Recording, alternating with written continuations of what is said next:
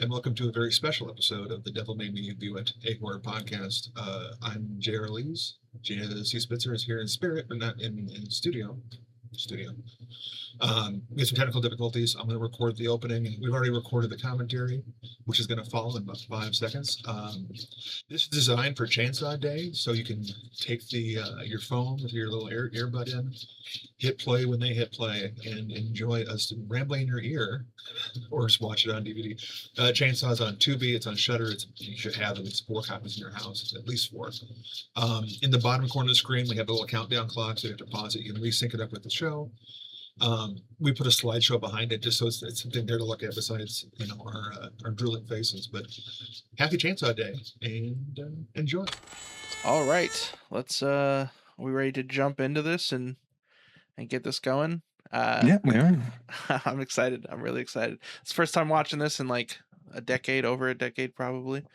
So for me, Yeah, anyways. it's been like what 12, 13 years for you since Yeah. the old running days. So yeah. Yeah, which is it's interesting. The last time I watched this was also with you, but it was back in college.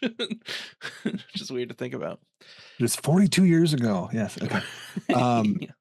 Yeah. Okay. We're watching this on Shudder, so there's no commercial breaks, and I do believe it's right from the beginning. There's no, we don't have any like title cards ahead of it. It'll pop up right at 0. So we're gonna give a little countdown here, and we'll all hit play together.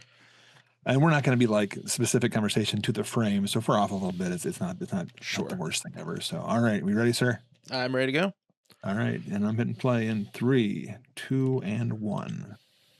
A Vortex Henkel Hooper production. There we go. I believe I nailed it. We peaked early. A film by Tobe Hooper. It's even the font makes me happy. And right here, this opening part, John Larroquette of Night Court is reading this. Legend has it he was paid 1 joint back in like 73 to record this. He was supposed to do an Orson Welles impression. I don't know if he sounds like him. It sounds like John Larroquette, if his voice his entire career. If I ever met him after talking about playing Maltz in Star Trek 3, I would then have to ask him, is it true you were paid a joint to do the opening narration to Chainsaw Massacre? And how many joints were you paid to do the narration at the end of the prequel, sequel, remake? Yeah, I'm interested to see the joint economy inflation there. Well, tariffs. Right. And I also love that it's right there. Chainsaw is only spelled with it's 2 words in the opening crawl and in the titles. Everywhere else, it's back then was 1 word, but Hooper spelled it with 2 words, so I always spell it with 2 words out of respect. Hell yeah. Pour one out for Tobe Hooper. Rest in power. We were talking about this before. This opening right here is not in the script. And I was reading Gunnar Hansen's book, Chainsaw Confidential, which is it's such a great fly on the wall book because, he played Leatherface and he's in it. The stories, but he could sit there and watch most people what was happening. So he has this great vantage point of calling bullshit on people that are like, have made it bigger than that. Sure. But in his recollection, this opening bit with I love those hands, but the body wasn't there. And this is shot like a year later using like a skeleton prop that Bob Burns had on set. He just dolled it up and made it all much wetter with transmission fluid. But it was done later on because they realized when they were editing it that it just opens up on the kids in the van, the kids in the 20s, in the van, and it just is boring. You didn't care about them. But then this idea to have this, it's so moist. That's the proper use of the word moist. Yeah. It's crazy how go ahead. I was to say it's crazy how like that wasn't a planned thing, and this opening is so iconic. That sound effect like still gives me chills. And I was listening to the making of that, and I always just thought it was a flash in a camera. But then the guy doing the audio with him says, "I'm not telling you how I made that. I made that after the fact, and I showed it to Hooper. They're editing it together. That's awesome. And he's never said Hooper knew, but he forgot because again the aforementioned pot. And he's kept the recipe for that sound effect, the guarded secret, because he built the whole opening sequence off of that sound. Because coming up in a second, I love that so much. And again, I'm growing up on my beta copy of this, it's just a big thumb. You see his thumb right there on the side in the sun, and you can't tell what it is. And I never knew there was 2 heads until I finally saw I think it was the Blu-ray that I think we watched with you. That was when the Blu-ray came on the 30th anniversary or something like that. 35th anniversary. Awesome. That I could tell there's actually a second head there. I didn't know what that was because every copy before that one was just so was based on a VHS. Sure. And then the hard cut here. Oh, so good. This is going to be about an hour and a half of me saying I love this. That's I what know. happens. I'm excited. I'm excited. But is this also a film made in the edit? Because like they shot this and they didn't have a context to it, and like how long to keep it up there? And it's a good 30 seconds so far of this shot. Yeah. And we're starting to hear, so then it hard cut to the solar flares in the sun because they're talking about astronomy in a second. There it is, chainsaw, 2 words. I was saying earlier that ever since I was a child, this movie just doesn't feel like a safe thing to watch. Like it just feels like you're not supposed to watch it. And I still get that feeling every time. Like every time I sit down to watch this, there's like a little part of me that's just kind of like, oh, here we go. Like, Well, and part of it's propaganda. I mean, this was used as sure. but the seduction of the innocent, the one story that was trying to damn comic books, and this is used by the Surgeon General, like was it Meese? Get the name right? He had the weird Lincoln beard.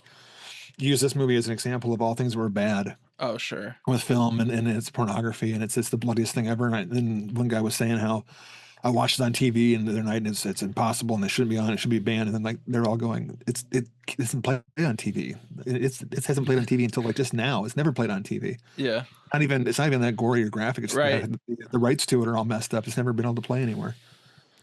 Oh, I love this so much. Yeah, it is. It's incredible how you don't realize until you're watching this movie how I think we kind of talked about this when we talked about the documentary. Chain reactions, yeah. Yes, yeah. How the movie isn't really that graphic. There's a lot of like I'm saying that as I'm looking at a dead armadillo. Dead armadillo, yeah. But like when it comes to the gore and the violence, it really is super subtle, which I think actually adds to it by a lot because you fill in all those blanks and you see you don't see well, I don't, we'll talk about it when it gets there, but a lot of like the iconic scenes that you think about when it comes to the violence of this movie, when you're thinking about them, you see them so clearly, but when you're watching the movie, you don't actually see anything at all. Yeah. It's like Halloween a couple years after this, where it's all implied horror, and my contextual, because it's like, again, it's the genius behind this is that they show the roadkill there, and then it shows the people, so it sets up in your brain that they're in danger, that things are getting hit on this road, without showing like the car go by too close. And this is also the greatest character introduction of all time. I grew up thinking that Paul Pertain right here was Leatherface, not the character, but like the actor, just because he had like kind of similar hair and build. Like, that'd be genius to have him. This is before Fangoria, before I actually did articles and reading. And this is just hit by Optimus Prime. This is actually Paul Pertain playing Franklin in the wheelchair. This is his last day of shooting. Oh, really? I guess everyone behind the scenes, when that chair hit him on the leg, they're all happy because he was crapped on for years for being a pain in the ass on set. Oh, because they thought he's a method actor and he's always staying in the chair and all this kind of stuff.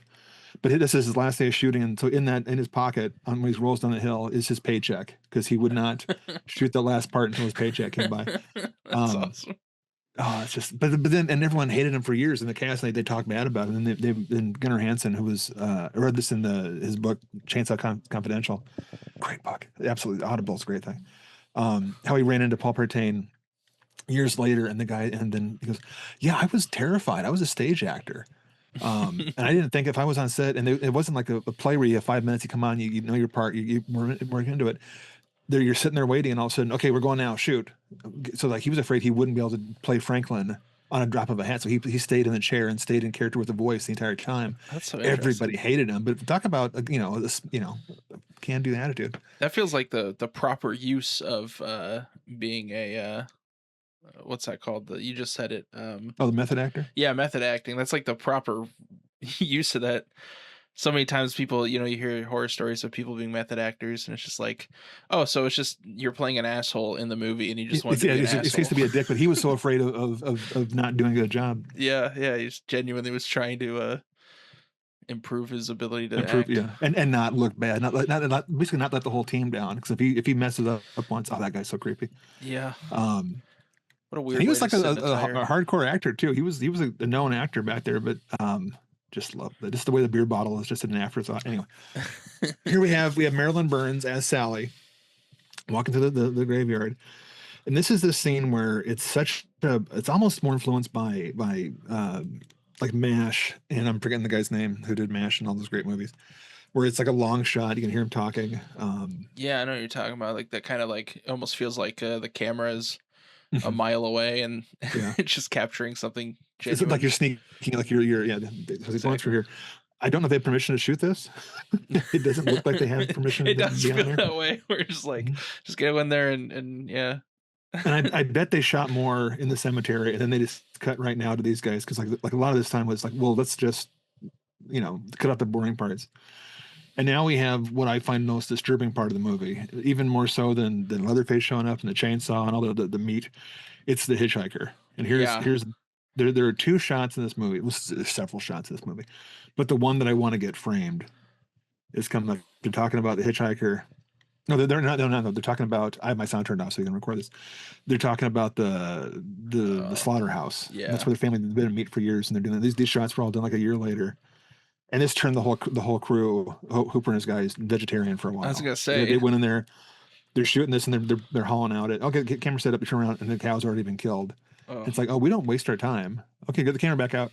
Oh, this one they already did too, so they did, sit there for an hour. Yeah. But yeah, this just feels so hot in this van, like just yeah. I can't even smell, and I know this van has to smell terrible. Like weed in armpits. Let's just say it, ball sacks and chairs. You can't have the windows down because then it ruins the sound. Right. And they're driving like in circles in these roads that aren't the roads that you're seeing outside. Windows are all dirty, it's all blown out. And you can't open a window to let the air in because then the mic's going to just pick up the crap. Yeah, just the Here we hair go. sticking to his forehead. I can feel it. Oh, it's right on his eyelids. Yeah. Hitchhiker. Yeah. Here's the shot that I always think of as this movie. Whenever I watch this, and I've seen this, I don't know how many times, and not to be braggadocious, but like 30, 40 times. Sure. I always see something new in here. And then this shot right here, last time I watched it, the hitchhiker is the bottom. We got Ed Neal, his introduction. He's chasing the van, and it looks like I always thought he threw something in the ditch. And I'm not going to have you rewind this right here. But that's the shot. That shot right there, the van pulling up in the big Texas sky. Uh-huh. For years, I thought he threw something in the ditch, like he had a body or something, or a piece, or evidence. Oh, yeah. So last time I watched it, I was going back and I watched it again. Oh no, it's just a bag swinging, and it comes back to him. But for years, I thought he was throwing evidence in That's funny. the ditch. What I love about the performances in this movie is like everyone is so elevated, like it's so cartoonish, but it just, since everybody's doing it like perfectly in sync with each other, it just feels so believable, which makes the real crazy performances like the hitchhiker even better because it's like, man, I could picture this guy, and I don't know if I'd open the van door. Actually, I do 1,000%. I definitely would. These are the idea. These are good kids. They see someone out there. I would not do this now. This is anything post chainsaw. You don't get hitchhikers. Yeah. Him and that wine birthmark. But this is the scene that I'm the most disturbed by. I don't. It's like everything else is a rock. It's rock and roll. It's when Leatherface shows up and the saw's out and the hammer's out. But this bit, and with the knife and like the straight razor, and then he hasn't done anything yet to make you kick him out. Yeah. It's very much like another film, Speak No Evil, where like they're at fault. They let him in the van. It's the kids' fault if you really look at it from that side. But then again, you're trapped because you don't want to be a bad person. Right. It's hot out. It's like, oh, this guy, should we abandon this guy into the Texas heat because he's a weirdo? Yeah. Like, well, and then the one guy, Franklin, who's also the only person in a wheelchair you're allowed to hate in a movie ever. He points out he smells like the slaughterhouse, and I'm like, Franklin, you probably smell like a slaughterhouse too, and your onesie. That's fair. But him in that pouch, and just the way he talks. Yeah, what is the pouch? It's Wade Carey shit. It's his man bag. It's his. It's one step below a fanny pack. Yeah. But even the way he holds his hands all gnarled up just screams. He based his performance on, I think it's his nephew who was schizophrenic and in the hospital. He was watching how he talked and how he interacted. Yeah, I mean, nowadays when people act crazy, they just copy movies. But back then, they would actually do research on this kind of things. And then right here, when he grabs a knife, and it's just the creepiest. Now he's got a knife. Yeah. And you're watching it, and I'm so uncomfortable in the car, or as a kid watching. I watched this too young. I was babysitting. I Sure. asked people I was working for to go to store. Hey, you want a movie? Yeah, Texas Chainsaw Massacre. Your mom wants to watch that? Oh, all the time. Never. And then right here, and there's not a close up. Mm-mm. There's not. It's just 4 frames right there, and then you see the blood in the hand, and it's just so much worse than like a KMB effect or a CG effect where Yeah. the knife goes in. And even right now, I've got it's a technical term. It's called ball crawl.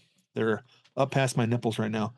I just hate that. It's just it I thought hits you me were and gonna say sympathy pains, but ball crawl works. no too. ball crawl. It's whenever you have it's the physical reaction to something gross in a movie. Oh, And it's that one when he cuts his hand because I hate having my hands cut. yeah.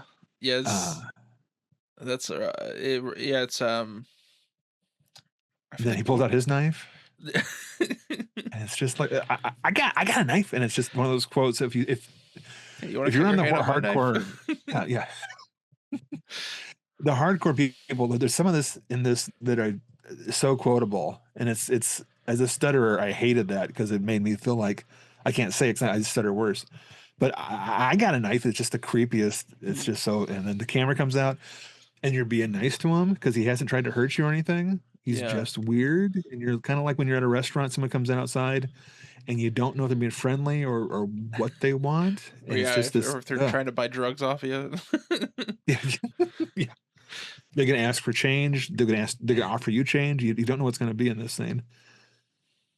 And I love the fact that the driver up front, um, Alan up in there, you can't see anything. He's in the shot. He's sweating his ass off the whole time, and every once in a while he pops his head back to see what's going on. And it's just those little touches of like he's just as weird as everyone else is in the car. Yeah. Everyone's uncomfortable. I think if I was driving, I'd be in the same boat. I'd just be like, you know what? I'll let you guys handle the social, jump through all the social hoops you need to jump through. I'm just gonna keep us going. Oh, jeez. The one thing you want Like, in a situation like this is a something to occupy your being with, you know? and honestly, looking back, if you just give them the $2, or is it, I don't know how much they're paying them, just buy the photo. Right. Just buy it, dude. Come on, it's a great photo. Just it's worth it for your lives to just buy the Polaroid.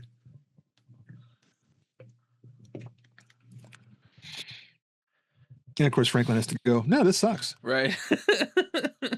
Man. He's like, I've seen better. Your composition's off. Right. But I mean, even like, and again, in this van, it is you have the 6 actors now. Mm-hmm. And you have Daniel Pearl's cinematographer. I'm assuming Hooper's in there too behind him. And then you have the boom op and sound recordist. Yeah, that's a packed. So every shot, every time they do a switch, they have a whole almost location change to get everyone in the front of the van. But it's also for a first feature, they notice that the camera placement. Like that's an insert that's just showing that they have to show us what's going on. Sure. But before, when they're showing the point of view of you're never in the hitchhiker's spot exactly, but now you're sitting low, so you're vulnerable. He's bigger than you even sitting down. Yeah. We'll flip it around. It's gonna flip around now, and it's just here's 4 frames, 8 frames, and it's just going nuts. Yeah, there's so many shots. Now that you mention it, and putting that in perspective of how many people are packed in this van, it's crazy how many different shots they got. They could have easily did a shot reverse shot. Oh yeah. And it could have been like Sleepaway Camp, which I do adore. There's the guy looking back, what the hell's going on? Mm-hmm. You wouldn't fault him for doing a master shot and have it all be one shot and be done. And move on to the next day. Like this shot right here, I don't know how they did it because the doll is not. They only have like 16 feet of track. Yeah. So like when they're going past the thing, the band's leaving. How are they? There must be just rough. Maybe they're on the road. Maybe the road's smooth enough. They have it on a cart. Oh, that could be. But yeah, this isn't. I just love this movie, and it's one of my. When people say favorite movie, this is to me the most important movie because it taught everyone how to just change everything, and also never settle for what's easy. This movie is every shot is. Let's make it this. Not do it difficult. Let's learn from it. It's kind of like if you want to go modern day, like the first Jurassic Park. And the dinosaurs. No one knew how to do dinosaurs, so it was all crazy, and it was the greatest thing ever. Then the sequels all kind of look like trash because they're copying the first one. But this one, they didn't know how to make a movie, so they're just thinking, "Oh, well, I want to have this shot. I want to have this person's eyes. I want to have this angle." How do we do it? I don't know. Let's just go do it. So it's none of that. They just work at it. They're just trying everything. Yeah. Where's that camera at? The camera's got to be like on the floor, but they want to get both in the same shot to show that they're the married couple up front talking. And the magazine too. It's all. I just want. Speaking of dinosaurs, I just want to point out that you just referred to the Jurassic Park as a modern movie, which is It's like what 30 some years ago now. Something like that. Yeah, I was we're playing trivia. Someone and they're describing. No, they're playing some video game with the it's like crosswords or passwords. Okay, it's an old movie. I'm like, be careful. And then they go, okay, yeah, it's an old movie. It's this old movie, and it was Die Hard. And I'm like, you can walk home. I don't even know who you are. You shouldn't be here. I love this guy right here, the gas station attendant. Yeah. And he looks like he's just lived there and the camera was on him. He's actually a friend of Tobe Hooper's, and he's like the smartest guy on the set. And and again, in Gunnar Hansen's book, we're talking about him. He just has this odd look, and they shoot him a certain way, and he looks up at the sky, and he kept making everyone laugh because he would do stuff. It totally in character. Like when he's watching the window here in a second, and I didn't know this until today. He's walking out like he's a simple dude. He just has an odd looking head. he's washing the window, and in a second he's going to splash Jim Sidow, the cook, and he's doing his whole line. He's going to keep washing. And he was so committed. I always thought this guy was just there that day, and they decided to film him. It's kind of like the guy in the beginning when he hits the beer bottle in the cemetery. These are all real people to me. He walks the cart off. He sit back down, look at the sun some more. Nope, he's got to turn around and go back out because he's following the cook. It's so funny now. But when I'm watching this as a kid, I'm like, "Oh, that guy's he's the killer in that one. He's weird. I bet they give him a lobotomy." Yeah. Oh, Jim Sidow, he's so good. You're making fun of him being old. Here's Jim Sidow. He is. Yeah, thanks. he's the cook here. He's in the second one. I love these shots. In the Gunnar Hansen's book. When they all met, they're sitting there, he's doing like a little, he's remembering, he's got notes about when they first met Jim Sidow, and he's the adult in the group. He's got to come in and act and do this. He's doing us a favor. And he was the grown up. He was like 53. And I put the book down and I'm like, I'm 52. I'm like 6 months younger than the cook in Chainsaw Massacre. I've missed all the good characters. I'm not Leatherface. I'm not even Kirk. I'm not even Franklin. I am the same age as the cook. And then I sat down and had my Metamucil and then turned the commentary back on. Well, now you can work on your aura, like that he brings in. I don't know if that's the energy you wanna bring, but probably not. Yeah. But he does have my favorite line in the movie. The cook does. And when we get to it, I will expound poetically about the best line in the movie. I'm excited. Oh my god! But yeah, again, it's one of those things where they even right there, he has a whip pan. Daniel Pearl, the cinematographer, to go with the two guys in the car. They could have had a wide, and they probably had shots of both because they're just talking a second before. But they chose at that moment. Oh, there's a knife. Watch the knife, guys. There's the knife. You'll come up later on. It's a choice, and it's one of those things where I know this is the film made in editing. Unlike nowadays when you're shooting a movie, and I know shit about shit. But when you have a release date, any film that has a release date is not an independent film. So this is Bruce Campbell's Words of Wisdom. If you have a release date, you're not independent. I love that. So the benefit to this film, and it's a bunch of movies like that get better and better the more you let them marinate, the more you cook them. Sure. So they had the time after this to keep editing it until they found a way to sell it, to get it in distribution, which is unfortunately that whole story coming up. But like Devil's Rejects, Rob Zombie's second movie, it didn't have anything sold, so they could keep editing it and take all the time in the world to make it as good as possible. I think this movie right here, if they had a schedule like they had, I remember Batman Forever was editing 2 days before the premiere because if they're finishing it because they have to have a date, God, and that's probably why that movie this is crazy. They so have to stressful. rush it through. Yeah. Oh, I know. Yeah, it's you kind of want that sweet spot where it's like you don't plan out every single tiny detail, but you still are able to you can't tell that it's not planned out. Like this movie doesn't feel sloppy by any means. No, it seems like a documentary. It seems like, and then right here, how hard is that shot? They're following the van into traffic. Yeah. And it's just like that doesn't need to be that hard. That could have been they followed them on a camera, and not even a dolly, maybe it has to have like some kind of a track. And so this shot right there is all one shot. That's like what Spielberg was doing back then. There's shots in Jaws that do that kind of stuff. And I guarantee the shot, any one shot in Jaws costs this entire film budget. Sure, yeah. Yeah, but when you find, I mean, film is an editor's medium. I mean, it's TV is the writers, and then theater is the director, and then film is like it really is the editors. They say the director, but the editor who kind of calls the shots on this, who finds a story in here. Mm-hmm. Now, I'm not saying they got that barbecue from the gas station. I'm not saying that's a wee, but if you look at it on the Blu-ray, that's a high definition. That's a weird looking sausage. I'd eat it. I feel like vegan. I don't know. I just feel like random, gas station in Texas probably has like good meat. I don't know. Oh, I'm sure. Well, now you know where it comes from. Yeah.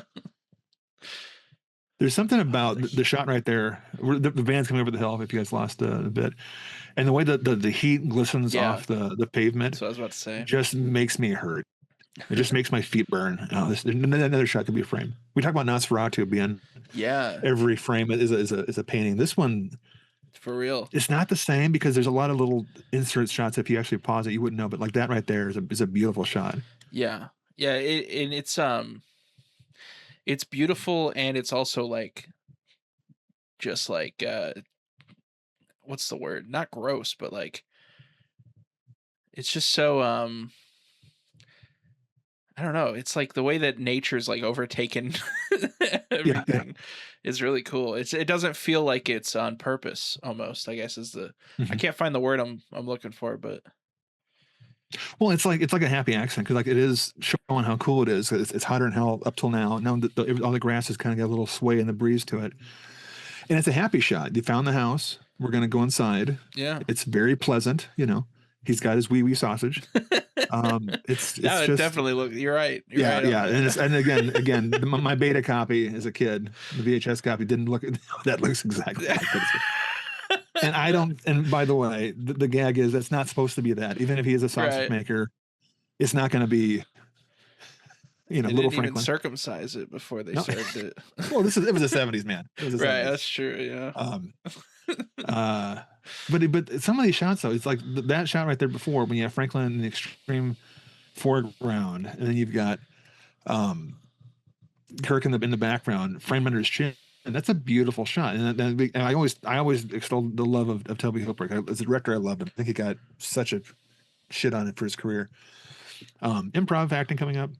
But Daniel Pearl, the cinematographer, was denied the credit of director of photography for reasons. Because Tobe Hooper, I look at the lens too. That's it. His shot, Daniel Pearl is a master cinematographer. And I he's a bunch of music videos after this.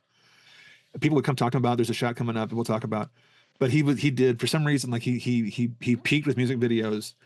Met Marcus Nispel, and then DP'd the remake of Chainsaw and the remake of Friday the 13th. And they're beautiful movies, but back here it's like he came out of the gate. But right there, that shot right there, it's such the economy of these shots, Yeah, it's like super. What's the word? It's got a lot of layers to it, but it's also like not being too showy. It's still right. It just feels like you're kind of exploring this house with them in a really natural way, which is really cool, and would be really, really easy to fuck up. Oh yeah. But I mean, this is the kind of stuff that again we just Sleepaway Camp, and it could be the same thing. It could be, it could be a master shot. Everyone walks in, they all kind of look at the camera, they eat shit and live Billy. it could be that simple. But like here, this does not in any way feel like it's a movie. Yeah. It feels like it is. You feel bad for him. He's stuck down there. He's just having a hell of a time. They're all inside, walking around, improvising, vamping about the house and the daddy long legs, and you feel bad for this guy until he has a little pissy fit in a second. Yeah. I mean, everyone's Ben Franklin, not to the extreme of being in the wheelchair, but being left out at some point. Yeah. Then you got a haircut and it all changed. I used to work in a nursing home, and I would fix old wheelchairs. Like most people had better wheelchairs, but there's a couple downstairs that were kind of like this one, Sure. the wider load and stuff. And I would sit there and I would sit in it once in a while after I put the wheels back, I would fix the brakes, and I would do my impression of him in a second, when he has his little Tantrum. thank you, tantrums, and pissy fit, but it's still a tantrum. And I would do exactly like he's doing right here. And if anyone walked into the basement of the nursing home, saw me doing this, I would have been fired in the spot just for being as rightfully so. But right here, but I can take it. Yeah, he's so good. Then he gets busted by someone walking downstairs. Jesus. And it's just so realistic, but you would never. Again, as far as people, obviously the film is an amazing film. I'm going to brag about it forever, but it's bits like Franklin here doing this, which make it uncomfortable. Yeah. And it makes it realistic because everyone's done that kind of stuff before. He hits the side of the wall and he gets hurt. It also And makes it so memorable. Like all these little moments are like the things that I remember from, 10 years ago watching this.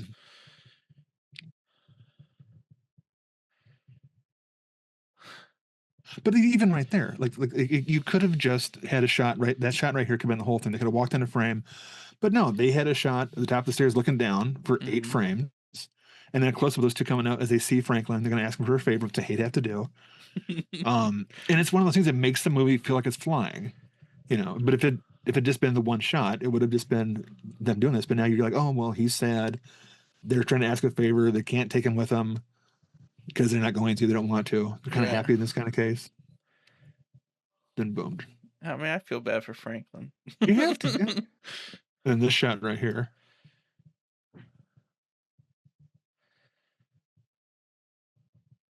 And someone's right there next to it. Zoom in. Okay, blow on it. Because it's inside the house. And then this right here, I love this shot. It's one of the few camera moves in the first half of the movie where it's like this. It's super smart filmmaking. It's one of those things where every move, and it's done the editing because there's so much footage I've heard about where it's not that well put together. So it is the editing that makes this thing amazing. Yeah. And again, no mics. Okay, start running towards me. I'm going to shoot the house for a while. Okay, go back, do it again because we're paying you $2 a week. Just do it again. You don't care. You're a student. I also love that this movie is, at times it's very gratuitous, especially when we get into the slaughterhouse area with the, there's just dead things everywhere, but it also has a lot of restraint to it. Oh yeah. And it lets it build up really well. Like there could have easily been, like some disgusting rotting animal carcass hanging over his head just now, but it's just like a weird little bone thing. Is it ribs? I mean, I don't know what is it. Just like, well, that would be unsettling. But also, it's not like in your face, just like the entire time. Nothing has happened yet that's gonna make you leave. It's not like the hitchhiker in the van. We shouldn't let them in, but they're not. It's not enough for you to take off and go. Yeah, it's not gonna ruin the vacation. Okay, here's a shot again. You got just enough dolly track to shoot just that much, and they have to call a cut. It's only had like the 16 feet or whatever it was. So many beautiful shots of the sky. Oh yeah, which is really. Yeah, again, like all these shots are so unsettling, but also so beautiful. And then here, this is, oh man, Bob Burns is the guy that did the I don't want to give him short change. Not the set decoration. He's like the production designer. Okay. Who did most of the amazing stuff, right? And like, oh yeah, by the way, most of that behind them is all pot. It's a marijuana field. Don't ask any questions about it. It was a lot of fun. But so he thought the nail through the watch meant something, and he doesn't explain it. It's never there's a point to it. But someone at the house didn't like the watch and thought putting a nail through it would actually stop it from ticking. That's that fun. kind of thing. It's everything. They don't tell you what it is, but they're not saying. They don't tell you, oh hey, we have to have the generator in all these cars because it's from people that have died out here, and the generator's there to keep the fridge cold, so all the body parts. They don't say it. Right. It could just be that those are all cars they're trying to fix, but you can also say those are cars that broke down. Yeah, yeah. And it's just ominous. They're not going to tell you too much.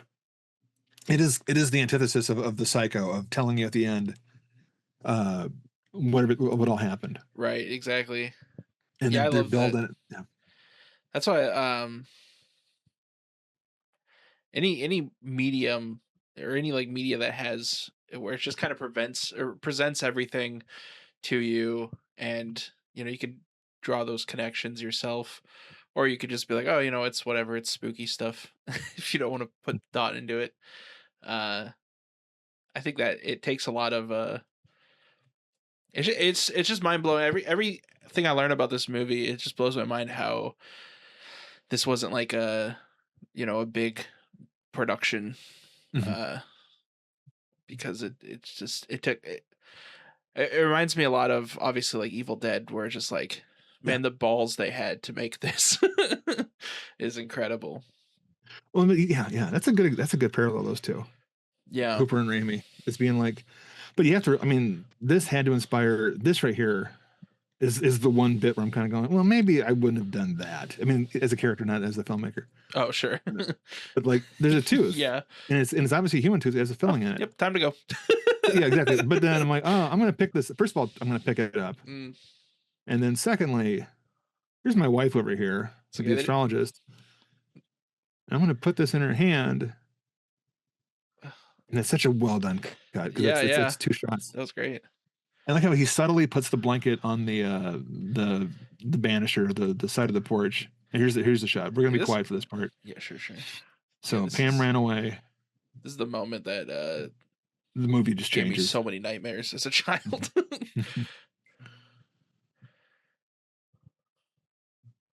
Yeah. And again, I'm trying not to. Hopefully, people are playing along, because this is the shot at the front. I can't look at the front of a house where the staircase doesn't go to the door. He stands there. He looks inside. He's looking around. He's gas. He sees something. There's a shot. I've always wanted a red kitchen. The ramp to it.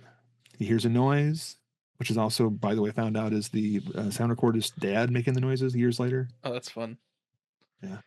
And he does this, and it's just one of those things where they shot this so many different ways to introduce what's going to happen. Yeah, I would love to see just the raw establish footage. he's all by himself. No, it's on the. Do you have the? Hold on. Trips. Look up. Yeah. You don't see it. That actual face. Other face shows up. Ugh. Puts a bone into his brain by accident. He has convulsions, which doesn't happen in movies.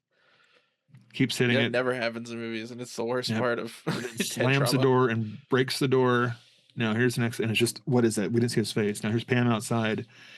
I would have loved to go back in time to see this and not know what's going to happen. Right here, camera under there. 2 guys pick up the seat. You have 24 feet of track. There's guys putting the track in front of it to get it on their knees to get the track there. Why do that? That's Daniel Pearl showing off and making a shot. The house just explodes. It just comes out of nowhere. You're entering hell now. Yeah. What I love about that sequence, or this entire sequence, is that there isn't the modern day horror, sting, sound sting that happens. It's just he steps out of the frame. You get a shot of him for a moment. He smacks him with a hammer or whatever he hits him with there, and it's just like, it's so presented so frankly. Yeah. Because that's the thing is, people get hit. Whereas people don't get attacked by ghosts, and there's no cello in the background, stealing the shot. She walks in. I like how she doesn't go the same direction that he went, because the door's shut. She turns over here, and this is one of those things where, like, okay, trip and fall. Why? Well, because we need you to be on the floor in the next scene. There's a bucket, and she kept tripping on the bucket, getting her leg cut up. And the bucket's right there. Shoots across like a show, and she lands in a big pile of feathers and bones. Oh God, what a nightmare! Oh my gosh! But what? And then she's an actor. I mean, she's a working actress. She's still working. Looks around. The chicken in the cage. I'm terrified of hey, birds. Let me out. And as you should be. That alone would have been enough to send me out of the house, but. And like in here, she's so overcome by there's the jawbone. That's like the first thing that is this is more than just a hoarder's house. And then pulls up. Maybe that's not what I think it is. And then the armchair, which is a joke and also not a joke. Brilliant. And then it cuts to the wide here where you show that it's not just a skeleton. It's boom right there. There's the reveal of it. It's an arm bench, really. It's an arm. It's a love seat. We can say it. And then now we got to show her react to the whole thing, seeing everything. Show Bob Burns' work. It's a mixture of a couple of real skeletons you can buy, which is because it's a weird world. Right. And some plastic ones. Oh, the And I think the feathered plastic is on the crown. back. Oh, it's just, and then the horn through the mouth. It's Again, the turtle skeleton. Because why not? right. I mean, no difference. One of the stories was in Bob Burns, he bought the chicken for 50 cents at a slaughterhouse, and his thing was, if those guys hurt this chicken, I'm leaving. Oh damn. Take all my props with me. There's the plastic skulls. Those skulls. I'm taking the chicken. If you hurt the chicken, I'm taking all the bones and all the props with me and the mask. Don't hurt the chicken. They're all going, why would we hurt the chicken? But the trick was chickens just die. Yeah. So they kept having to replace the chicken the whole time so that he wouldn't find out. But they didn't hurt the chicken. It's 120 degrees in Texas. And then she just and then most reactions, everyone, people get scared and they sick. And they get sick in a movie. Hers is earned. Yeah, for real. That's just there's no way that you would. I definitely would not have been on the ground as long as she was. Oh no. Here is the scene that everyone argues about. I love it. I was trying to find a frame of that to put on, and there's no one frame. Right there's good. Yeah. It is just seamless. It's going through, and he's walking in all careful and slow because he hit his head for the first time. And it's just coming up of like, oh my gosh. And this is all so choreographed, trial and error. The way that he has full control of her, despite her like completely flailing. It's very impressive. And then people swear they saw the hook go in. I know. And you don't. It's never towards her. Her acting, I think her acting sells as much as Hansen's as Leatherface. But that frame right there again, everything's hidden. It's the way her body stops. That it just sells it. It's just like, oh my god, ow. That's a very good dude. That's the point. I always talk about the framing and the dedication and stuff. What sets Chainsaw apart is the acting. Yeah, because let's face it, that's not Angela from Sleepaway. I keep knocking on Sleepaway Camp, but that's not Kevin Bacon, Friday the 13th. Sure. Oh, I'm stabbed in the neck. No, she's absolutely writhing in pain, fish on a hook. Yeah, the movie that we watched recently that kind of reminds me of is that The Ugly Stepsister.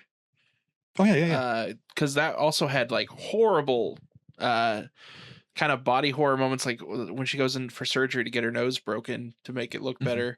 And like visually you don't see anything, but it's all in her performance that sells it. And this it's a lot of the same here, where it's just like I'm convinced that lady had a spike in her back. Yeah. Oh yeah, and they talk about how they put that up there. And even now, I mean, and I could figure out how to rig up the rig. I could figure out how to get someone to go up there, but I don't know that many people could play that off because she's not screaming, because apparently her lungs pierced.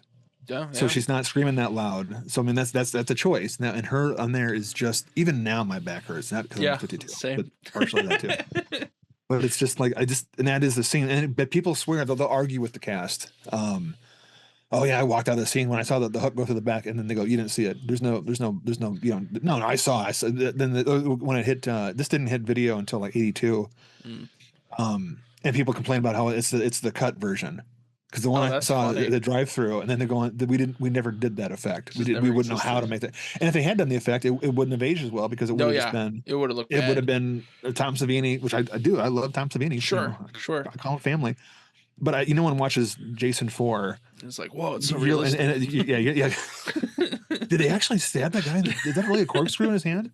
No, you love it. It's all gimmicks. But here, there's no gimmick in this. You are thinking. Which was a million times the right choice, because it fits with the like the documentary feel of it.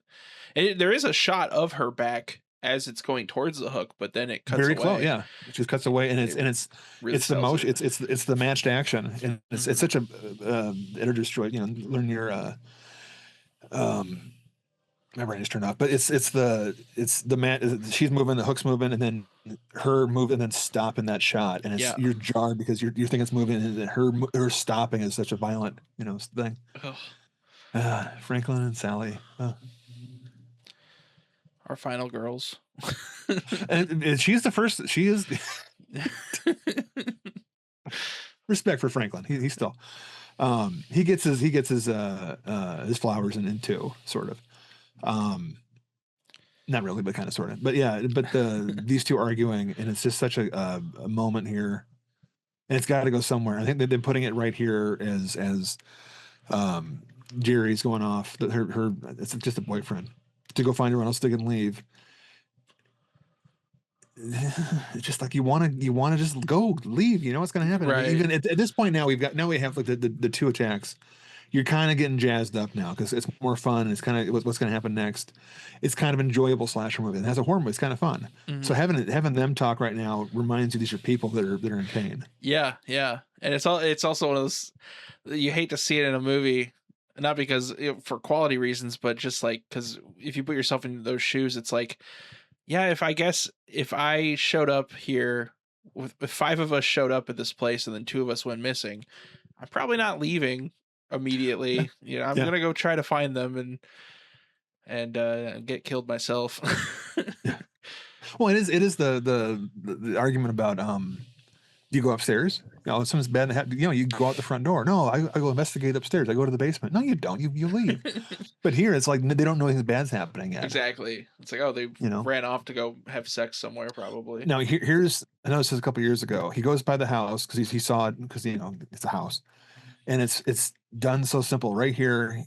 He sees the blanket. He goes to the door. No one's answering. Okay, they're probably not here. They went somewhere else. He waits. They let him actually, let him have a moment instead of cutting on something else. Yeah. But again, there's two dead bodies inside right now, Yeah.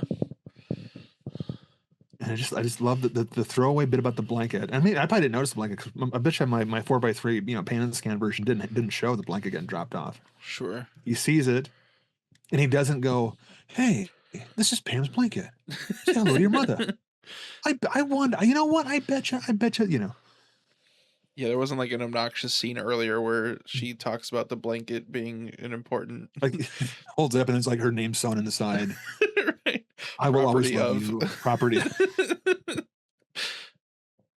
I think his hair is the one thing that ages the movie. Yeah, Is for that sure. That haircut is in His his whole shirt too. vibe, everything. Yeah, Yeah. his whole look, the big glasses.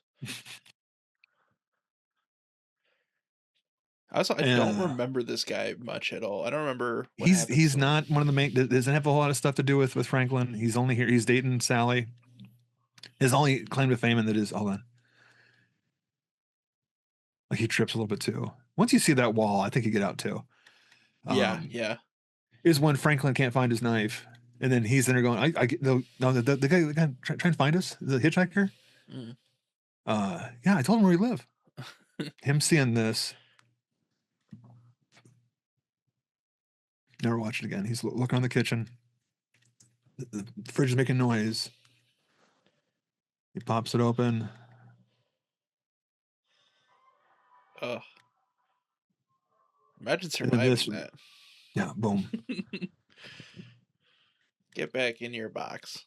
And this is my favorite little acting moment here.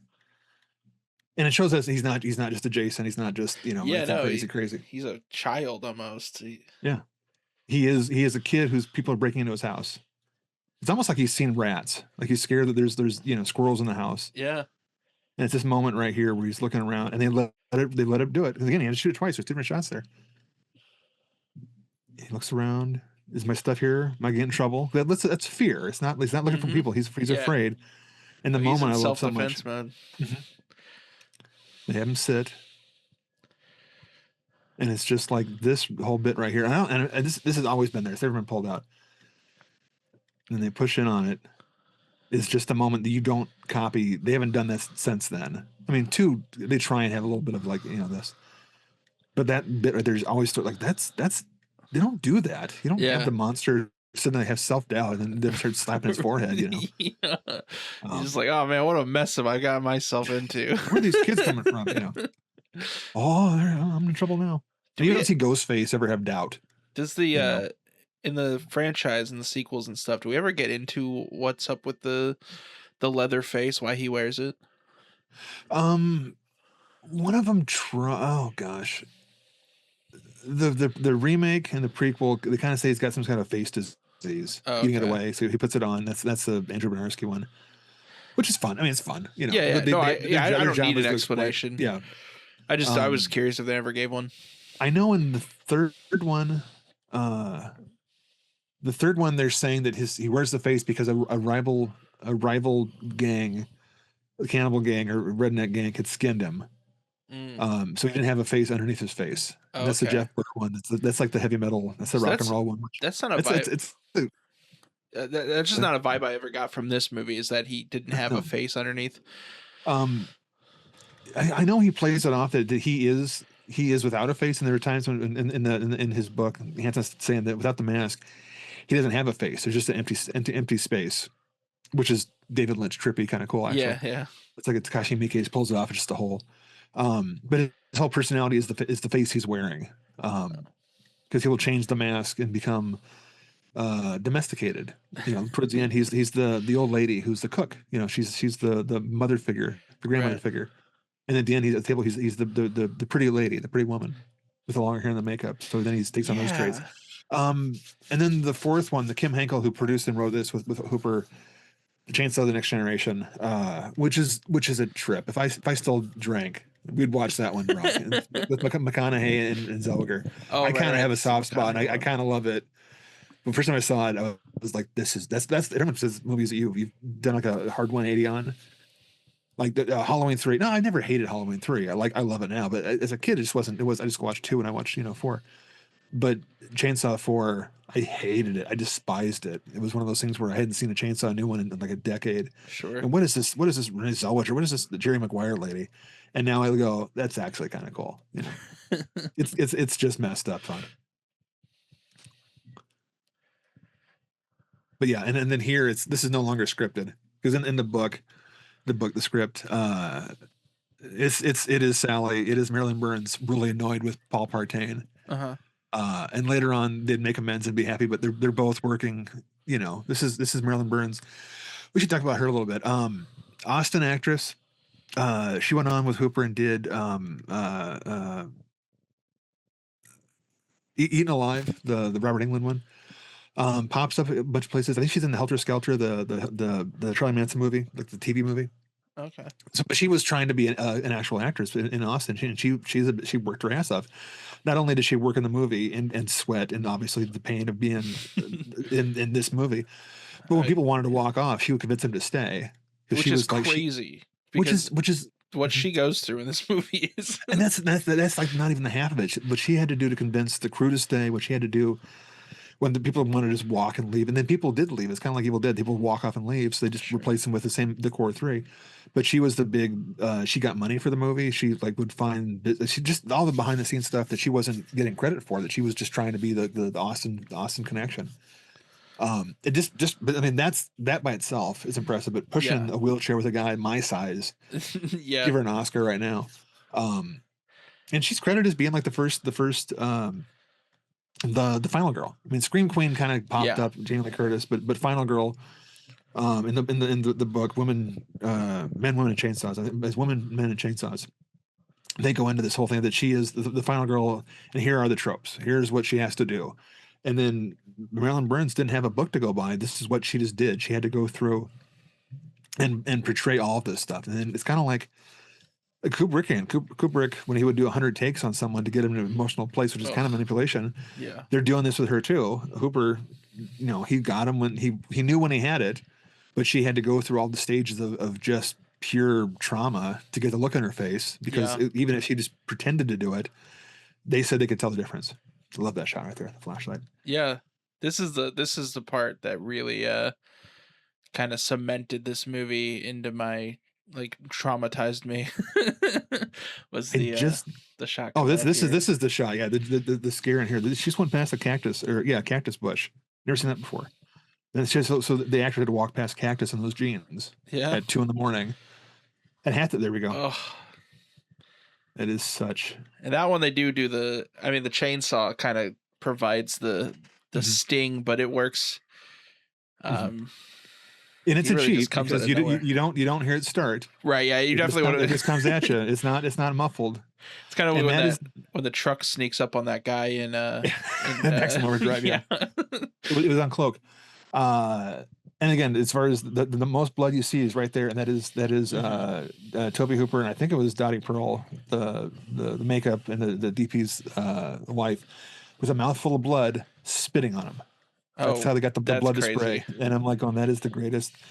And if you go back and watch it again, you can see there's a third blast where I think Hooper just has a spoon and splashed at him.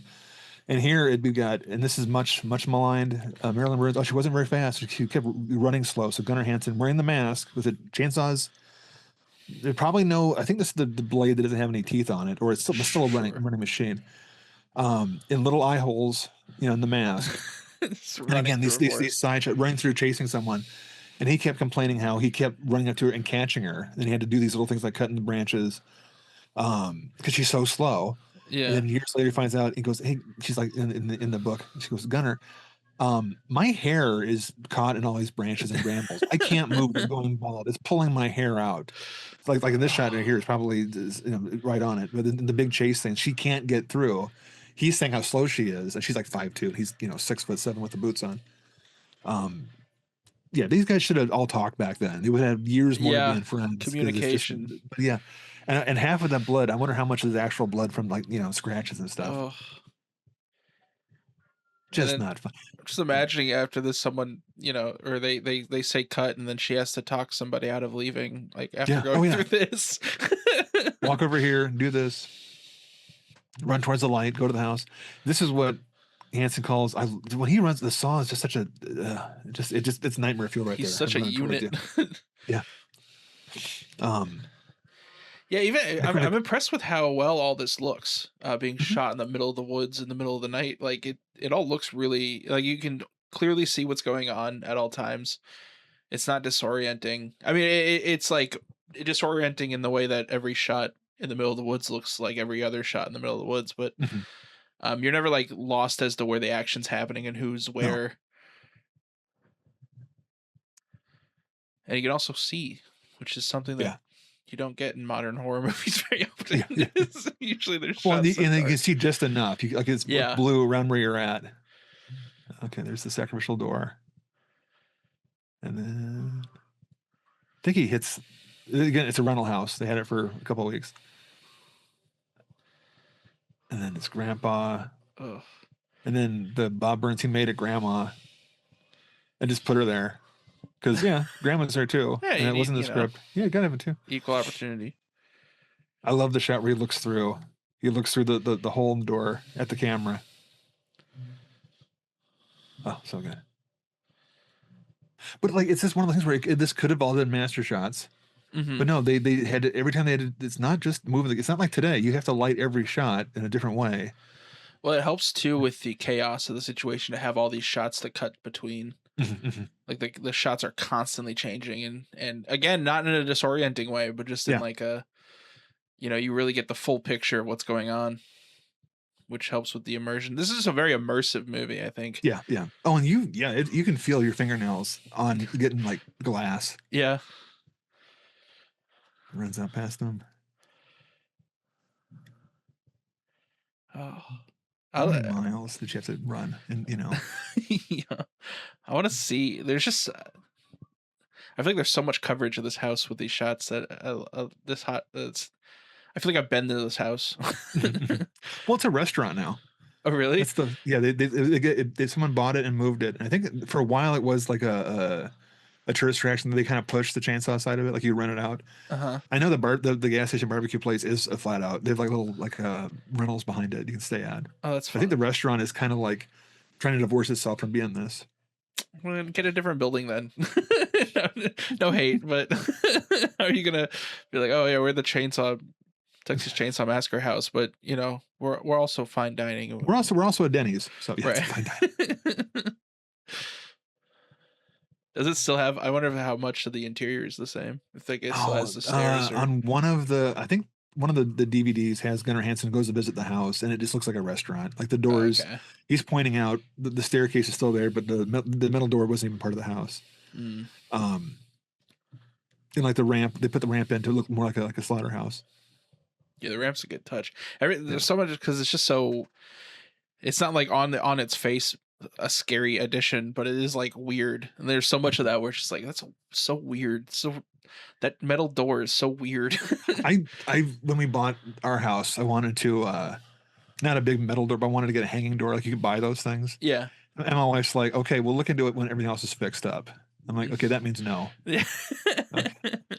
And then right about here, remember, I don't think I even recognized it as the same place until he shows up. I was fooled by it. Like right there, I realized, oh god, Oh you're yeah. screwed. It's the cook. It's you're okay. I don't ever remember being. God, I'm not saying I'm smart. Like I remember the first time I realized that the hitchhiker was the bad guy at the end, Sure. but I don't remember ever. In a second, you're gonna realize that the cook is a bad guy, Uh-huh. and I don't remember ever being surprised by that. So I don't know what it was telegraphed to me, or I just It might just be scary his guy. performance. Yeah, he's so Yeah, creepy and exactly. off-putting. And then when you see him again, it's just like, well, at least she's with someone, but man, that's not the person you want to be with right now. Also, I really like thinking about this movie in the perspective of all these characters because all of them go from 0 to 100 and then die, but except for her. Like, for all she knew, she was just having a normal ass weekend, and then all of a sudden, Franklin gets murdered by a chainsaw dude with the Yeah, that's true. From her face on point of his view, face. Kirk's just out there. Kirk and Pam and Yeah. other dude Jerry, they're just off screwing in the woods, and she's off. Everyone else gets a quick it's like, oh, I'm in danger, okay, I'm dead now, but not her. She's Well, then right here we're watching. This is research. She's going through the post of shock. Yeah, She's coming yeah. out of it. That's you don't see that even now. You don't see that. Maybe Oh, like yeah. a CSI or like a ER, the pit. Oh, sure. And here's where she finds Franklin's wee wee, and she's just spacing off. I know for a fact that my VHS tape did not show this with any kind of quality. Yeah. And it's like it's just red, and then now you can look at it, you kind of go, Oh, and that's even now it's not someone's face. right. No, it's like vaguely people. Yeah, but just enough to where you probably could when he comes Mhm. back in the room and when he does a turn on her. Like if it was Franklin's head, not Franklin, he's too fresh. Let's be realistic. If it was Jerry's face, Sure. she needs to run. But him coming in with the truck, that's still kosher. That's still normal. Also, We're gonna get out of here. yeah, if I'm fully putting myself in her shoes, even if it looks like people meat, I'm like, I need that to not be people meat, so I'm gonna pretend Denial, it's not. yeah. Like, I really need to get out of here, so that's not people meat. And it's funny because I will sit here and say that she's fine for not running yet, but I still fault the one guy for the tooth and his girlfriend. That's Well, at that a point, he's not in danger yet. She's already, it's confirmed. Like, That's true. If I found a tooth out nowhere with a filling in it, I'd be like, "going, that's funny. Oh, that's peculiar." yeah. Oh, and then Jim's side out because he's going. You're still not even sure yet, and then he's very awkwardly grabbing the broom. Man, broom beats machete every time. And I never noticed until this last viewing. This is the one I noticed Friday when I watched this again. There's a toilet right there in the room. Yeah. It's just in the middle of the room right there behind her. I've never noticed it before, even though it's late in the shot. they're still I'm in the always watching kitchen. her. Yeah, it's in the it's a gas. It's where you make the meat and where you flush the meat. So it's just a weird. And it wasn't like and that's the thing is they didn't put that there. That wasn't the production design. That was just where you It's put your just the way toilet. it was, yeah. The house you rented. This is what you get. Yeah. Oh, Marilyn Burns. And she came back for the most recent one, right? She was in. No, the character came back for the Netflix. Oh, it was one. a different actress. She passed away a few years ago. Yeah. Oh, yeah. I didn't know that. Yeah, I she knew the came back. character came back. She's and that's the one I like the Netflix one Mhm. just because I like the flavor of a chainsaw movie. Sure. But they did the character dirty. It's one of those things where this is the era of Jamie Lee coming back for Halloween Kills and Ends. Yeah. If you're gonna do it, have her be the hero. Don't have her be But spoiler alert for a movie that no one even remembers. Yeah, I watched it when it first came out, but I don't remember too much about it. I remember people were upset that it was too woke, and then I watched it and I was like, it wasn't that It wasn't woke enough. It could have, yeah. Well, this is all hippies versus the wilderness. It's like the Yeah. second one's they're all kind of woke. Here's another shot right here through the window of the truck, into the truck. Imagine having to do the focus on that. I mean, the focus puller. Yeah, on this, yeah. this movie. And it's 16 millimeters. So you're kind of, and then pulls back out. He gets in. It's just they and again, is the film made in editing? That's also kind of BS because you had to know when you're shooting that's what you're going to do, and then he Mhm. goes out, and this is so funny. It's funny now when I'm 52. Not when I was like 12 the first time watching it. Like, why did you turn the light off? That's Well, what. yes. Oh my god! Run! And I'm like, he's trying to power off because Gotta save on energy. that's what he said. He's talking about it too. He's like saying, Yeah. "Oh yeah, yeah, I'm right. I can run you through." Yeah, there it And is. then the Got camera goes back electricity. in. Yeah, so good. No, but she came back for which one is it? Is it the end of? I think it is. I think it's 4. It's the Kim Henkel one. It's the McConaughey one. I think she's back, and then Paul Pertain Franklin's back in a hospital scene, Oh, just as as a joke. Is like a they're at a cameo? live. Yeah, yeah. Like she's on a hospital bill. Like she's been going crazy since Oh, the end of that's this one. Oh, it's that's fun. I hear that. Yeah, I know the sequels are a lot of fun. I need to watch them. I used to go back and forth between 1 and 2 as far as which one my favorite was, and then somewhere along the way, 2 is just it's a I love Rob Zombie, but 2 is a Rob Zombie movie, and like so the 1 has become like the once you've Bridge of Dust Away is the absolute masterpiece.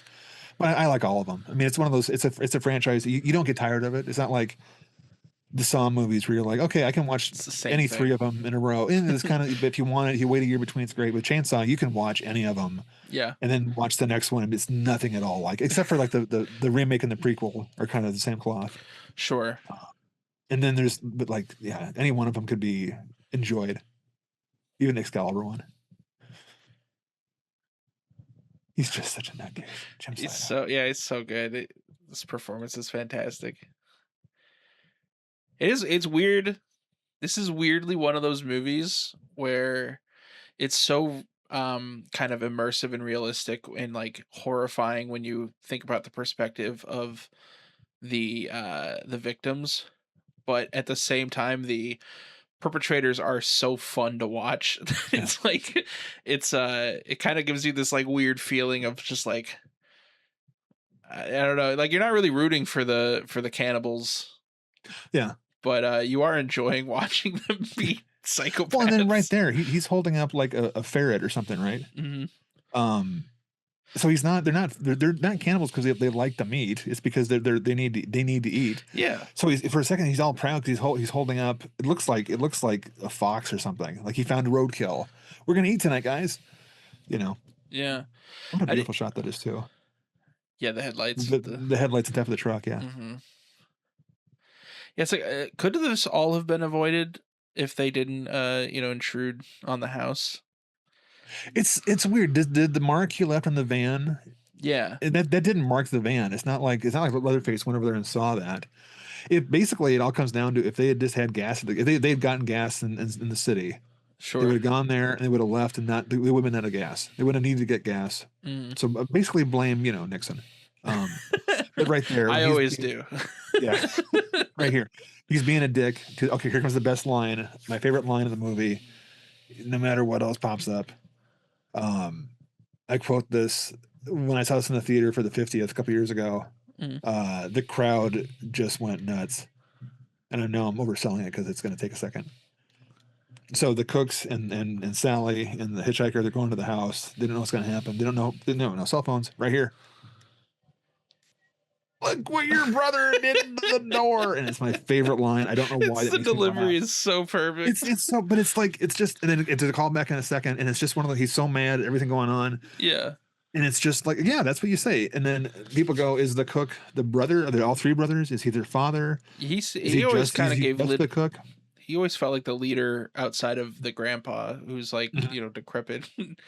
And then he calls him old grandpa. He makes him sound like, is that his dad? Yeah. I don't even, or any of them family. The later on you have, it's those kind of discussions. There's the grandma mask.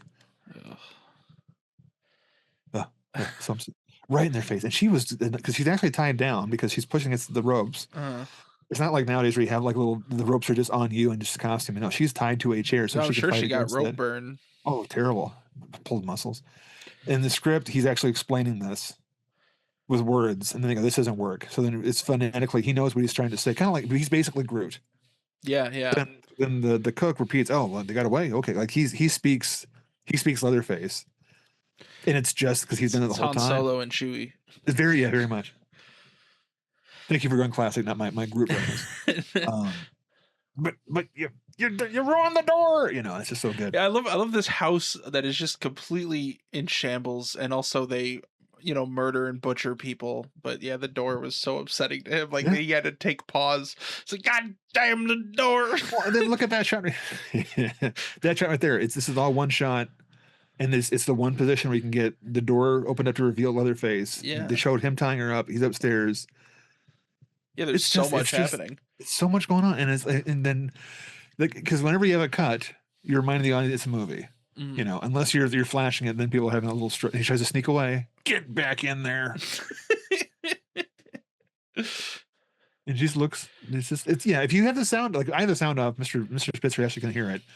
It does play much funnier without the sound and her screaming in the background. Sure. But I am sitting here looking at performance.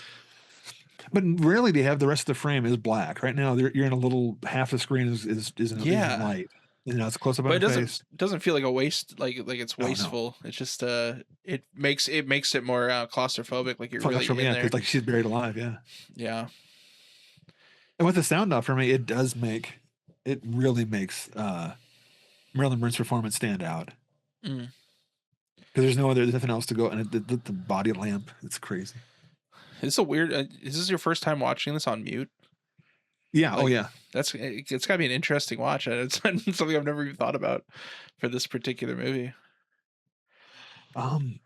It's the closest I've come is I've watched it with the commentary on because the 35th, and you can still kind of hear it, and that I recommend that one too because it's Tobe Hooper. And it's supposed to be, it was hired to be Tobe Hooper, the director, obviously, and Gunnar Hansen, who weren't talking back then. And Hooper was sure that Gunnar Hansen was going to kill him because making him do all this kind of this guy's he's going to yell at me, he's going to be very mean to me. So they brought on Daniel Pearl, the cinematographer, to mediate, and it's delightful. It is the most. And at the end, Hooper admits, "I thought you were mad at me," and Gunnar Hansen's more soft spoken. That happens all on audio. Yeah. That's incredible. There's like 2 tracks. It's a beautiful. And at the end, there's this big happy because there's a whole money issue coming up. It wasn't even their fault when they're making the movie to get it financed. Everyone had points in it instead of getting paid. The movie cost nothing. Yeah, I remember that from the documentary. They sold it to the mob, even from the chain reaction. So no one had money off this except for like Hooper, who sold the rights to get money to finish it. So no one made money off it. But yeah, that's the closest I come to watching it without listening to the sound. And Sally's screaming is very upsetting. Yeah. As it should be. And I think that's the thing. Oh, that knife, the bone knife. This is again, famously, this is an accident. It's a knife with tape on the thing, on the blade. And there's a little squib, like a right there. He does it twice, and it's supposed to be blood in a little ball in his hand. He squeezes it out and it goes on her finger, and he sucks it off. That didn't sound right. He sucks the blood out. The Grandpa does, and that's the first thing you realize that Grandpa's actually alive. Yeah, that's really upsetting. And it would not work. They could not get the bulb. Either the blood would all pop out before he had it, or it wouldn't come out when he squeezed it. And Gunnar Hansen, Leatherface, he admits this, and he says he pulled the tape off, so it was actual blade, and just cut her finger. And this is a 26-hour shoot day. I've heard between 26 hours shooting to 35 hours in the heat. That's the house. They shot it all day. They cover the windows up. There's big. So can't open the windows up because then all the sound will be ruined. And cuts her finger. Go ahead. I was just saying, it's one of those things where it's like, not to be a vibe killer, but it is like, man, I wish they didn't have to do all that. They weren't trying to. The heat day was because they only had like 2 prosthetics for Grandpa, for John Dugan, and legend was always that Dugan wasn't going to. They did a long day because he wouldn't do the makeup again, and then they blamed him, and he goes, I would have done it again. They only had 2 makeup appliances, so they had the one for the first fight, when they chased us in the house, and they did it again for the dinner scene. They couldn't do a 3rd day. Yeah. But the cut was like when he told her about that. She for years thought, I thought it was an accident, and he goes, no, I'm sorry, I pulled it off. I was going nuts, Yeah. It's okay. It wasn't a bad cut, but still, you could have told me 40 years ago. Right. It really is a communication. That's the thing where it's like when you have these movies that are made with like The Shining and things like that, we hear these stories about like the set was not a fun place to be. You do end up with stories now of people's relationships weren't good, and a lot of people don't get along. It sounds like, just based off what you've been saying, which is unfortunate. But it also, at the same time, and I'm not saying this is worth it 9 times out of 10, but it does, the product is much better because of it. Yeah. Because you can tell that, this this poor woman has been through hell, and it makes it all a lot more upsetting to watch. Mm-hmm. And it cuts away the skull. Yeah. And I mean, someone else in the same situation being like, tied down and stuff, it wouldn't have made a good movie. It would have just Right. been, so even though she's putting herself through it, the filmmakers are making her do it. It is, I'm giving her total credit for performance. I'm not saying that it was, it's like Shelley Duvall in The Shining. I don't give Kubrick credit for being mean to her. That's Shelley Duvall. She earned the right to do all that. Yeah, it's their ability to endure it and to still perform and it's and then on the other end of the scale you have things like The Exorcist or Maximum Overdrive, where it was like an actual unsafe set to be on, and people getting hurt and things like that. I don't think that's ever worth it. But Maximum Overdrive is awesome. So I listen. I love the movie. Wish the guy didn't lose his eye though. in the book, Hansen talks about how someone was saying, because like when the at the end coming up when Leatherface is trying to get in the truck. Mm-hmm. At one point, the truck doesn't drive away, and he's not going to ruin the take, so he climbed into the back of the pickup. And even though they're not going to use it, we'll see what we get. The truck takes off, and he gets pulled for a few feet, almost gets run over. This is also a pickup shot, the screaming in the eyes. Which would just imagine having to get this is why I give her the Oscar for being awesome. Yeah. All the stuff with everyone else is on that night, so they're in the mood. The close-ups on her eyes right here is like months later. It's just her in a studio, and she's able. And again, it was probably like 5 hours. The camera right up her face. She was able to get to that level of absolute just terror. I was gonna say I almost believe that she's more in fear here in these close-up shots than when she's actually on set there. But also, as far as an actress trying to break in, you're gonna make me look absolutely terrible, like the worst a person's ever looked in a movie. Yeah, you gotta walk around, you gotta have no bra on, you gotta be like the long legs and all this kind of stuff. But we're gonna have a camera so far in your eyeball, we see the veins behind your cornea. That's not gonna get you, a walk on a Love Boat. Yeah, especially back then when like this, obviously horror was not. We're getting to a place where horror is being more respected nowadays, but back then, it was the schlocky thing that you had to do to get started. Yeah. Well, even then, I mean, this is 74, shot in 73. We've got Exorcist, which is elevated, to use a terrible phrase. Sure. But you've got Psycho, 5 years before, much years before this. The closest thing we Night of the Living Dead. Mm-hmm. But even that, it's messagey. Even then, like it knows it's being political. Yeah. This is just it's reacting to Vietnam. It's reacting to she's just give her the Oscar. Great sound design too. Oh yeah. Not to brag, but I can hear it. I can hear even the sound of I can hear her eyes rubbing against her eyelids in that shot. I have a T-shirt of just her eyes. That's how great that shot is. That would be that's one of those. Anyone says green eyes, I'm like, oh, Marilyn Burns, chainsaw, and they go, you're a little obsessed, just a little bit. And again, on VHS, that was just a lamp. There wasn't a face on it, and I still don't know what the chicken head with the 4 legs. Oh yeah, I love that stuff. There's no point to it. No, it's just it looks like this is what kids. Before we had our cell phones, this is what we did. We took chicken parts and we made decorative tables out of it, I know there's like is it Ed Gein that gets credited as being like the inspiration for this? Is it Ed Gein in Wisconsin? Hooper knew about it. I don't know if like he'd heard the stories about it, and even then, this is now I'm mincing words. Ed Gein was like a grave robber, which is in here, and it's not so much that Ed Gein inspired Tobe Hooper. I think the stories of Ed Gein. Yeah, I'm mincing words. Like it was there. Thinking, but also inspired Psycho. Sure. I was just saying that like a lot of people kind of maybe over exaggerate how much Ed Gein, because was Ed Gein the one that made like furniture out of skin? Nipple belt. Yeah. So I'm curious, like if that lamp the See, main that's light a good fixture. point. Yeah, the again had the nipple belt, which is something that's all over the dock, and then like the deranged movie. Mm. And I'm like, even Hooper goes, I'm not doing that. I might have a chicken, and I'm gonna have Grandpa suck a finger, but we're not gonna make a nipple belt.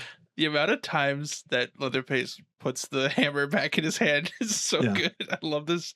This is probably one of my favorite moments in the whole Yeah. movie. Just this hammer, because it's so horrifying. Yeah. It's like, imagine being beat to death with a hammer by that guy. By a guy who's just the weight of the hand. Then right here we're seeing the hitchhiker's face. He's gonna jump in and take it. So he's the dangerous one. And Leatherface, he's just being a good grandson. Yeah, he's following the rules, following the directive. He keeps picking it up, puts it back in his hand. There's never any menace. And then when she runs, the And it's morning now. This movie does a good job of tricking you into thinking that you've been watching it for 8 hours.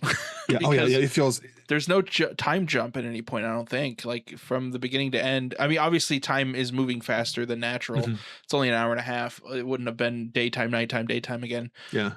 But it doesn't feel like there was ever a moment where you weren't with these characters. And it almost adds to the exhaustion in a that sounds so negative, but I don't mean it in a negative way. Mhm. I think you're supposed to be exhausted by the end of this movie. And if you're not watching it. I mean, we're talking over it, so we're not exhausted. I remember even having watched this 50 times, seeing this in the theater. By the end, I'm like, okay, this can be over. I love that the hitchhiker could grab her at any moment. Yeah, and again, she hurt her ankle. Fun. She didn't jump to the window. She did the landing part of it, and she messed up her ankle. Didn't break it. Yeah. But then, okay, how does make it so he just keeps catching me? Yeah, it's like, just play with her. Yeah, he's just having fun. This right we here. got a live one. This is so well done. I don't remember him getting got. Damn. And it's a really bad dummy, but you don't show it until it hits. And then when he gets hit by it, they just shot in reverse. I love this. This is the smartest guy in the whole movie. Yep. Oh, screw this. He just runs. Sees the chainsaw. He's like, nah. He lets her back in. He's not a jerk. He closes that door. Someone pointed out, why don't you just drive away? And then someone pointed to me, it takes longer than that to get one of those guys moving. Mm-hmm. So he would just save yourself. Then the insert shot. Can I grab that wrench? I don't know if I would have left the truck. Even if I had the wrench. Saying how but it's like, it's going to get sawed through it. Yeah, I probably would have stayed there too. At least throw the wrench, if you're gonna. Like this. Oh damn! There he goes. All right. See? Now respect. Right here. That's exactly. Here's the one time you see the blade hit somebody. This and guy it's him. Put this guy in every horror movie. He's so. He's so. I totally agree. He's a hero, but the problem is, and he doesn't get killed. He just runs away. Oh, and then people, he getting the pickup. The pickup comes out of nowhere. Yeah, he probably got picked off later, huh? See, I always think that the mask from 2 looks like his face. Oh, that's fun. And like it's actually like 3 faces, but like I think it's that guy. I think the Black Maria headcanon that works. Okay, and then this is the greatest thing of all time. Yeah, this ending is iconic. I haven't seen this movie nearly as much as you have, obviously, but I feel like I've seen this ending a billion times. Just the shot, the transition from this screaming to laughing. Mm-hmm. And this is the pickup. She had to do the screaming later on. I love this. Even the more I know about it, the guy looking at the window back at him, and she won. She's a winner. She's aged 30 years in the last 10 feet, and then here she's probably happier in that moment than she has been in her entire life. They were planning on ending it with her in the back of the cars, laughing, and then here, Hooper realizes that right there to cut it right there. Yeah. Because you said that he like throws it, right? If you watch the, and I would recommend the chain reactions, and it's I don't know where, I never noticed that scene in the deleted scenes on any other copy, but in Chain Reaction. By the way, happy Chainsaw Day. Yeah. But in the Chain Reaction, the doc, they show that I think it's that same shot. He winds up, he pulls back. Okay, that's right. And then he just pitches it. And I remember watching that in the trailer for Chain Reactions. I'm like, what the hell? Yeah, yeah. I never knew that he just, and it doesn't look like he dropped it. He threw it. That must be like you ever see that clip of George Harrison's son listening to the master of Here Comes the Sun? and they randomly unmute a track, and there's like a whole hidden guitar solo that no one's ever heard before that they discover. Like it's the same vibes where it's just like, wow, this thing I'm so familiar with. Like there's just like this more to it. It's really cool. It's like a painting behind a painting kind of thing. Yeah. Exactly. That's exactly how I felt when I saw that he pitched the chainsaw. I was like, because I know that moment where it goes black, and it's weird because it's just quiet, but it's not quiet. There's something behind that noise, but it's not. Well, thank you, sir, for doing this. I mean, this is awesome. This is, if I was going to do, because I think fan commentaries, or just so people do, having a beer talking, but it's Chainsaw Day. This is what needs to be done. No, this was great. I think this was that was awesome. It was so much fun. Also a lot less stressful than I thought it would be. Well, it's funny because I'm by nature I don't talk through movies, but now I get to. I have an excuse. Yeah. It's such a. I would recommend, and now that we're at the end of this, and we're gonna wrap up. Happy Chainsaw Day, but also to really appreciate. There's obviously Chain Reactions. It's an amazing documentary from last year. Yeah, we covered it. If you're interested, we covered on it. I'll put that in the links on it. Yeah, the doc I wanted to throw at you, and any of the rest of the movies are like they're fun. But as far as to really appreciate this, I would recommend reading Gunnar Hansen's book. But the Audible's even more fun because it's just him talking about it. He kind of. I was going to ask if it was him. Yeah. It's just, he does little bits of like, that's kind of dumb. Like I know he's reading. He was a hell of a writer. He was a poet, hell of a writer too, and honest. And like he will call shit on himself and anyone else. He goes, okay, they think this, but I'll tell you what, I was there. This is how I remember it. I could be wrong too, but I'm the one writing the book. It's that kind of stuff. Right. But a movie called My Dinner with I'm gonna make sure I get this right. It's My Dinner with Leatherface. And it is just, and of course, won't let me pull it up. Dinner with Leatherface. It is before Hansen passed away. They went over to him, and he was a big proponent of indie film. And it's just this big love letter. I think it's on Tubi. I know. I mean, I bought a copy for like $8. And it's so much behind the scenes stuff of Chainsaw, but also how the movie affected people and how people sought him out based on that movie and what he did for their stuff. That's why I'm always gonna love the guy because I mean he's one of those guys that I've been reading about forever. Yeah, he passed away, and I was like, so yeah. I was in no track to ever meet the guy, but it hurt me. Like that's the guy that why I love horror movies so much. Yeah. Well, that was awesome. That was so much fun. I love how much you love this movie. Like I also love this movie, but I feel like the knowledge you bring to the table is so fascinating. I couldn't do this for most movies. This is something that I love this movie. I feel like we could, it as a piece of movie. I could do it. We could start again, right? If the recording didn't work, yeah, we could do it again tomorrow, and I bet you it would be 98% different. I was gonna say we could probably do this 5 more times, and you would still have new stuff to say. Yeah. It would all start off with the John Larroquette joint joke. How many joints did he get paid for them? But after that, it would be like I would probably go on to John Dugan. The grandpa stuff. He's got some great stories. But yeah, there's enough. I don't. It always makes me laugh. Meatballs. The Bill Murray, roughly the same era camp movie, which is a lot of fun. Yeah. No one rambles on about Meatballs. Even Ghostbusters is close. Sure. But this is the movie that when I've heard people that really love this movie, they talk about it. It's never repetitive. It's always something else they haven't seen before, and then this is the one I'm talking with you because we're both talking, former film students, rehab film students.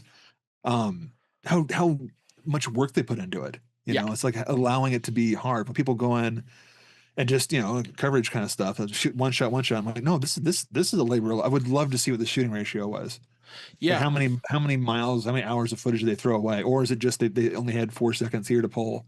They didn't waste anything, it looks like. Yeah, this doesn't feel like a checklist movie where they're just like, okay, we got this, and this. It feels like they really were like, let's make sure we get all the coverage and, and just, like you said, a lot of it was done in editing too, which is just, what a mind-blowing movie.